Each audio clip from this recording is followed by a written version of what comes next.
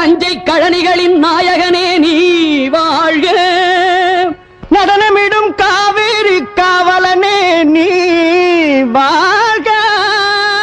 தஞ்சமென வருவோர்க்கு தஞ்சம் வழங்குகின்ற தஞ்சை பெருவுடைய தலைவனே நீ வாழ்க. பெஞ்சமரில் வெற்றி கண்டு அஞ்சலிக்கும் மக்களுக்கோர் பின்னுயர் பெரிய கோயில் தந்த வீரராஜராஜ சோழனே நீ வாழ்க. தஞ்சை பெரிய கோயில் பல்லாண்டு வாழ்கவே, தஞ்சை பெரிய கோயில் பல்லாண்டு வாழ்கவே. சோழர்களின் விடிவெள்ளி ராஜராஜ சோழரில் தலையெடுக்க தஞ்சை பெரிய கோயில் உருவானது. ராஜராஜ சோழரின் காலத்தில் கல்விக்கு சிறப்பிடம் கொடுக்கப்பட்டதாகவும் கல்வெட்டிலே தெரிகிறது.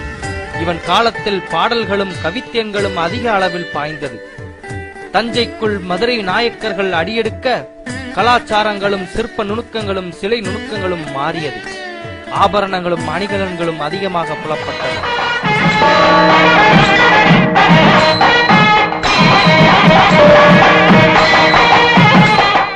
நமச்சிவாய வாழ்க, நாதந்தாள் வாழ்க, இவை கொள்ளும் என் நெஞ்சில் நீங்காதான் தாழ் வாழ்க.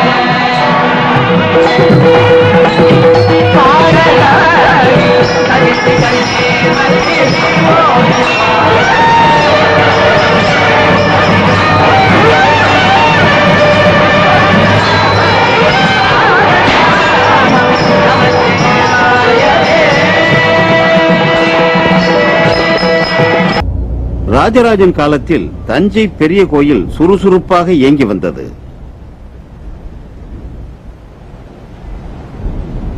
இத்தனை பெரிய கோயில் கைங்கரியத்திற்கு நூற்றுக்கணக்கானோர் தேவைப்பட்டிருப்பார். இங்குள்ள ஒரு கல்வெட்டில் கோயிலில் நூற்றுக்கணக்கில் ஏற்றப்பட்ட விளக்குகளுக்கு தேவைப்பட்ட வெண்ணெய்க்காக 4000 பசுக்கள், 7000 ஆடுகள், 30 எருமைகள் இருந்தன என்று செதுக்கப்பட்டுள்ளது. இந்த இடமே ஒளி வெள்ளத்தில் மிதந்திருக்க வேண்டும். ஒரு கோயிலில் விளக்கேற்றவே இத்தனை என்றால் தன் கர்மாவிற்கு நற்பலன் தேட அவர் கட்டிய நூற்றுக்கணக்கான ஆலயங்களுக்காக எத்தனை பொருள் செலவழித்திருக்க வேண்டும். தனது வள்ளல் தன்மைக்கு மனமிறங்கி பாவங்களை மன்னித்து பொடுவைக்காட்டிலும் சிறந்த பிறவி அளித்து ஆண்டவன் அருள் பாலிப்பான் என்று நம்பினார். இப்படிப்பட்ட பக்தி மார்க்கம் மனித வரலாற்று பாதையில் அடிப்படையிலேயே மாற்றங்களை ஏற்படுத்தின.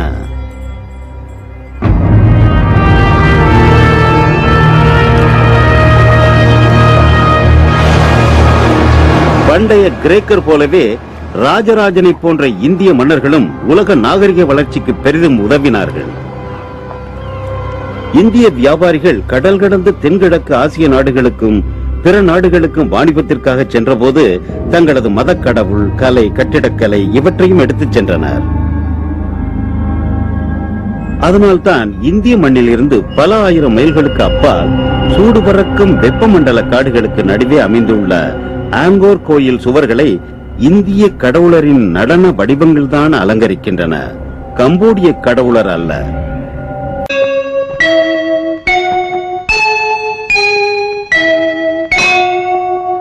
நஞ்சை கழனிகளின் நாயகனே நீ வாழ்க, நடனமிடும் காவேரி காவலனே நீ வாழ்க.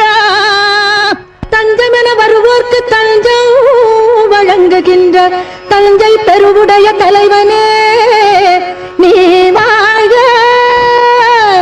பெஞ்சமரில் வெற்றி கண்டு அஞ்சலிக்கும் மக்களுக்கோர் பின்னுயர் பெரிய கோயில் தந்த வீரராஜராஜ சோழனே நீ வாழ்க. தஞ்சை பெரிய கோயில் பல்லாண்டு வாழ்கவே, தஞ்சை பெரிய கோயில் பல்லாண்டு வாழ்கவே. தஞ்சை பெரிய கோயில் பல்லாண்டு வாழ்கவே, தாரணியில் தமிழ் போல நிலை நின்று வாழ்கவே.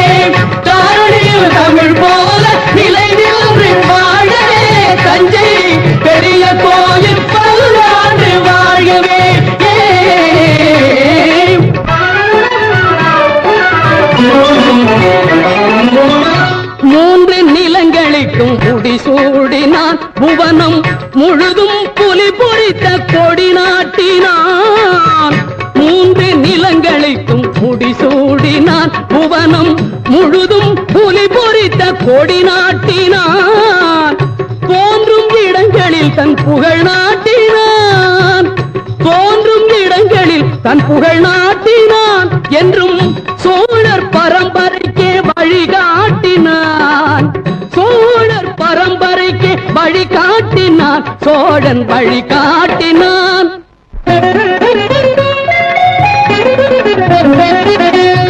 ஆக கலைகள் பல நிலைநாட்டினான் தமிழாயும் அறிஞருக்கு சபை கூட்டினான் கன்னி தமிழாயும் அறிஞருக்கு சபை கூட்டினான் தூயவர் தமிழ் வாழ்வில் துணை கூட்டினான் சோழ தொட்டதையெல்லாம் பொன்னாக்கினான் தொட்டதையெல்லாம் பொன்னாக்கினான் சோழ பொன்னாக்கினான்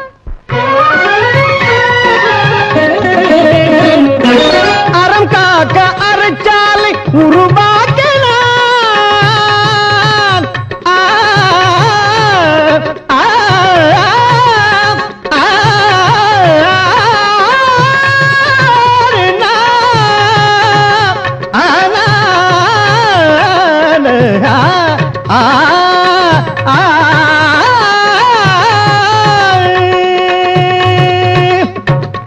அறம் காக்க அறச்சாலை உருவாக்கினார் மரம் காக்க படைச்சாலை உருவாக்கினார் உயர்கல்வி கூடங்கள் உருவாக்கினார் பக்தி வளர்ந்திட ஆலயம் உருவாக்கினார் சோழன் உருவாக்கினார் தஞ்சை பெரிய கோயில் பல்லாண்டு வாழ்கவே தாரணியில் தமிழ் போல நிலை நின்று வாழ்கவே தாரணியில் தமிழ் போல நிலை நின்று வாழ்கவே தஞ்சை பெரிய கோயில் பல்லாண்டு வாழ்கவே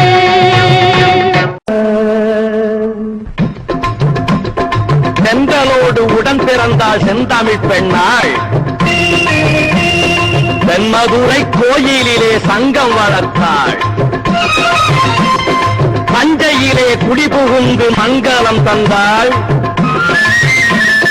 தரணியெல்லாம் புகழ் பரப்பும் தாயென வந்தாள் தமிழ் தாயென வந்தாள்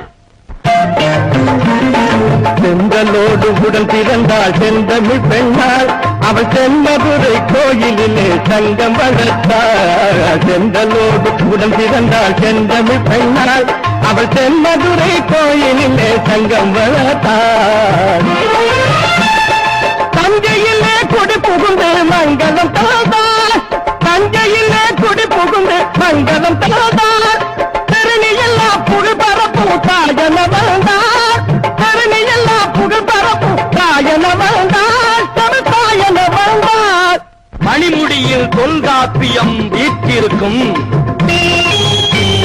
திருவடியில் சிலம்போசை பாட்டிசைக்கும்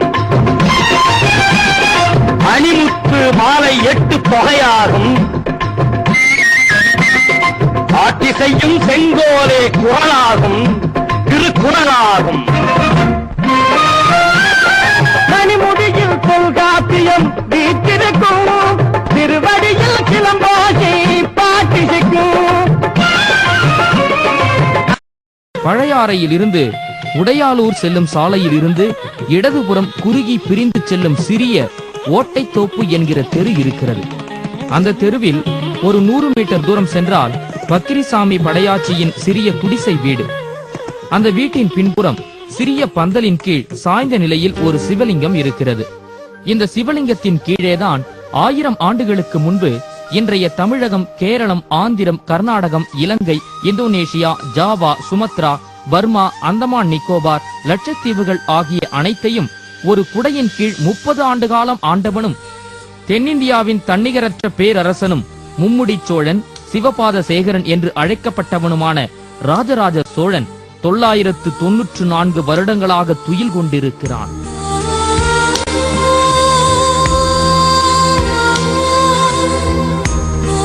தஞ்சை பெரிய கோயில் பல்லாண்டு